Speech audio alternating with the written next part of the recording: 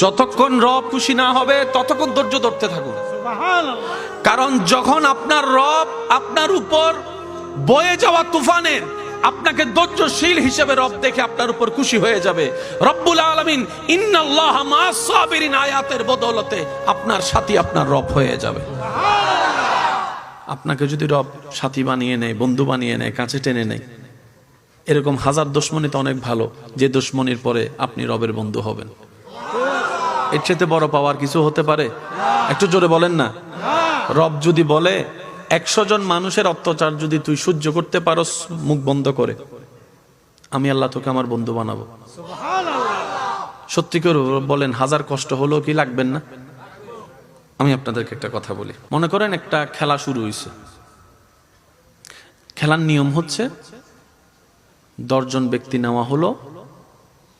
খেলার যারা পরিচালক তারা বললেন, আগামী 3 সপ্তাহ যদি তোমরা আমার নিয়মে, আমাদের নিয়মে, খেলার নিয়মে যদি করতে পারো, চলতে পারো, এখানের ভিতর যে জিতবে তাকে ঢাকা গুলশানের 3টা জায়গা দেওয়া হবে, 2টা ফ্ল্যাট দেওয়া হবে, 10 ভরি স্বর্ণ দেওয়া হবে, 10 কোটি টাকা দেওয়া হবে, একটা গাড়ি দেওয়া হবে যে জিতবে। বলেন যে। এবার এই খবরটা শুনে মোটামুটি নাম লেখাবা নাকি? সবাই কম বেশি নাম। এবার নাম লেখানোর পরে আপনি জানলেন যে নিয়মটা কি। এবার নিয়ম দিচ্ছে আপনাকে, আমি একটু বলি, একটু খেয়াল করবেন। সবার মনোযোগ চাচ্ছি আমি। পুরস্কার কি কম না বেশি? একটু জোরে বলি। অনেকগুলা পুরস্কার। খেলার টাইম কয়দিন? 3 সপ্তাহ। খেলার টাইম কয়দিন? 3 সপ্তাহ। অর্থাৎ 3 সপ্তাহ কেউ যদি পার করে ফেলতে পারে সে জয় হবে। ঢাকা গুলশানে তার বাড়ি হবে, ফ্ল্যাট হবে, গাড়ি হবে, স্বর্ণ হবে, এই হবে, মানে কোনো কিছুর আর অভাব নাই। চোখের পলকে কোটিপতি। এবার আপনারা আমরা সবাই মিলে ওনার থেকে জানতে চাইলাম যে খেলার নিয়ম কি। এবার উনি খেলার নিয়ম দিচ্ছে, আগামী 3 সপ্তাহ আপনাকে যদি কেউ 14 গোষ্ঠী ধরে গালিও দেয় আপনি উত্তর দিতে পারবেন না। আপনাকে কেউ যদি গুতায় আপনি লড়তে পারবেন না। কেউ যদি আপনাকে রাগায় আপনি রাখতে পারবেন না। এই 3 সপ্তাহের ভিতরে যদি আপনার বউ আপনার সাথে ঝামেলা করে আপনি উল্টা ঝামেলা করবেন না। এই 3 সপ্তাহের ভিতরে আপনার স্বামী যদি আপনার উপর রাগারাগি করে আপনি মুখ ভার করে বসে থাকতে পারবেন না। এই 3 সপ্তাহের ভিতরে যদি কেউ আপনাকে টেনে ধরে রাস্তা থেকে নামিয়ে দেয় আপনি তার নাক মুখ ফাটা দিতে পারবেন না। এই 3 সপ্তাহের ভিতরে কেউ যদি আপনার পিছনে কাঁটা দেয় আপনি তাকে উল্টা ছুরি মারতে পারবেন না। এই 3 সপ্তাহের ভিতরে কেউ যদি আপনাকে গালমন্দ করে তার উত্তর দেওয়ার আপনার কোনো সুযোগ নেই, আপনাকে চুপ করে সহ্য করতে হবে।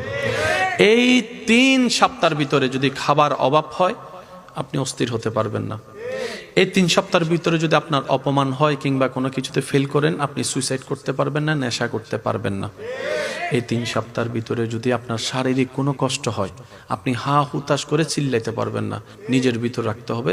এক কথায় আপনাকে ধৈর্যশীলের পরিচয় দিতে হবে, সহ্য করনেওয়ালার পরিচয় দিতে হবে, ক্ষমাকারী হিসেবে আপনাকে প্রতিষ্ঠিত করতে হবে। কেউ অন্যায় করলে তাকে মাফ করে দিতে হবে, প্রতিশোধ নিতে পারবেন না। এই ধরনের যদি কোনো শর্ত দেয় 3 সপ্তাহ খেলা। এবার এই 3 সপ্তাহ খেলা শুরু হওয়ার পরে আমি যদি কাউকে যাইয়া একটা খারাপ কথা বলি সে কি গালি দিবে না হাসবে? বলেন না, বলেন না। কি করবে? রাগ আসলো সে রাগকে দমাবে, কি বলে? 3 সপ্তাহ, 3 সপ্তাহ, 3 সপ্তাহ, 3 সপ্তাহ। কারণ 3 সপ্তাহের ভিতর যদি আমার রাগ উঠে যায় আমি হেরে যাব। কোন রকম যদি একটু ধৈর্য সহ্য মানায় নিয়ে যদি 3 সপ্তাহ পার করতে পারি, ঢাকা গুলশানের ফ্ল্যাট আমার নামে, জায়গা আমার নামে, মার্সিডিজ গাড়ি আমার নামে, স্বর্ণ আমার নামে, হীরা আমার নামে। ঠিক একই কথা তো নবী বলেছেন, উম্মত রে কোন রকম এই দুনিয়ার কয়েকদিনের 2 দিনের দুনিয়াতে একটু আল্লাহর দিকে তাকাইয়া ধৈর্য ধর, একটু আল্লাহর দিকে তাকাইয়া সহ্য কর, একটু আল্লাহর দিকে তাকাইয়া অপরাধকারী কেউ মাফ করে দে, প্রতিশোধ নিস না, মাফ করে দে, মাফ করে দে, মাফ করে দে, ধৈর্য ধর, সহ্য কর, গালির পরিবর্তে গালি দিস না। নবী বলে কোন রকম যে এই ধৈর্য সহ্য ক্ষমা নিয়ে ঈমানের সাথে কবরে আসতে পারবে, আমার আল্লাহ জান্নাতে তার জন্য একটা ঘরের ব্যবস্থা করে দেবে।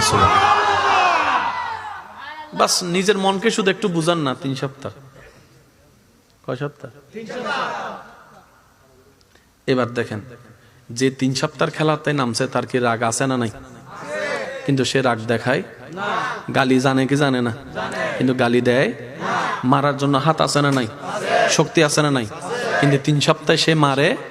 তার মানে কি জানেন, রাগ করাটাও আপনার কন্ট্রোলে, মারাটাও আপনার কন্ট্রোলে, ধৈর্য করাটাও আপনার কন্ট্রোলে, সহ্য করাটাও আপনার কন্ট্রোলে। রব্বুল আলামিন সবাইকে সেভাবে তৈরি করেছেন। আল্লাহ পাক বলে, বান্দা তোকে রাগও দিলাম, ধৈর্য ধরার ক্ষমতাও দিলাম, বাকিটা তোর ইচ্ছা। যদি আপনি কন্ট্রোলে করতে না পারেন, 3 সপ্তাহের খেলায় আপনি গালি না দিয়ে থাকলেন কিভাবে, বকা না দিয়ে থাকলেন কিভাবে, না মেরে থাকলেন কিভাবে, ধৈর্য ধরে থাকলেন কিভাবে, সহ্য তো করে থাকলেন কিভাবে? তার মানে আল্লাহর পছন্দের প্রত্যেকটা কোয়ালিটি আমাদের কম বেশি সবার ভিতরে আল্লাহ দান করেছেন, কিন্তু ওই শয়তানের কর্মকাণ্ডকে আমরা প্রাধান্য দিতে দিতে ওই নিয়ামত যে আছে সেটা আমাদের মনেও নাই, বুঝতেও পারি না, যার কারণে রাজত্ব শয়তানের হয়েছে।